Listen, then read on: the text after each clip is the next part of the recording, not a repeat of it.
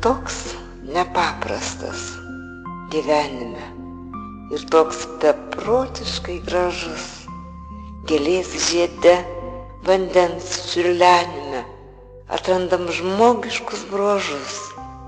Todėl tave visi taip mylim, surašom į storas knygas arba lyg maldą šnabždam tyliai. O tu, žiūrėk, jau mus vedas ir vėl naujų kelių į tolį, naujais, nežinomais takais, arba sviedi į meilės guolį su išdraikytais patalais. Pykstu, kai palieki laižytis krauju aptekusias žaizdas. Džiaugiuosi, kai galiu matyti šalia savęs visas spalvas. Tu nenuspėjamas gyvenime ir begaliniai įdomus. Todėl taip kantriai išgyvename ir nuopuolius, ir kilimus. Tu toks nepaprastas gyvenime.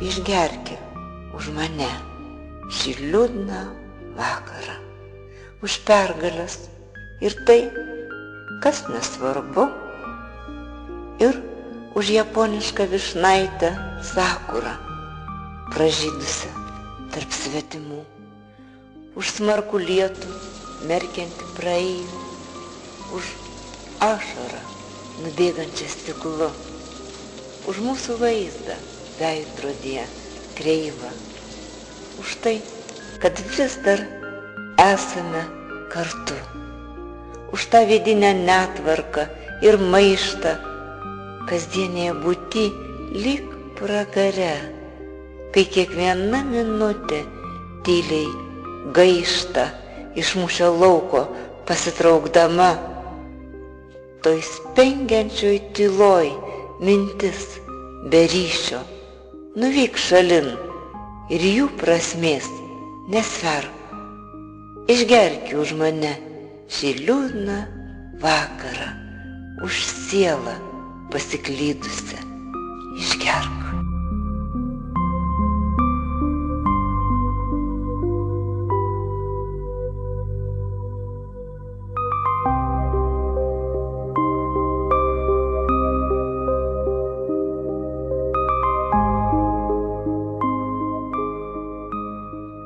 Man nereikia tavęs, jau nebe. Nors sapnai, juk sapnams neįteiksi, kad visai išėjai, kad nėra, kad viena šitą kelią įveiksiu. Bet ir jie jau šiek tiek švelnesni, nebežadina 1000 kartų. Nors kas kartą šalin vesdami vis tolyn nuo begirgždančių vartų, mano ranką suspaudžia stipriau, kad dar kartą atgal nesugrįžčiau. O juk aš vėl tave sapnavau, tarp skaudžių ir sunkių išdavysčių. Aš naktį tarsi voro tinkluos, kurie niekur tolyn nepaleidžia. Gal todėl, kad likimą vėjuos, o jisai tik tai žaidžia ir žaidžia.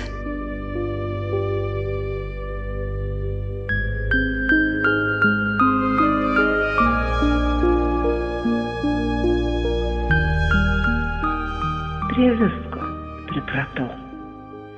Prie geliančios ramybės, prie spengiančios tylos, naktų tamsių, prie visko pripratau, nes viskas išskaudėjo.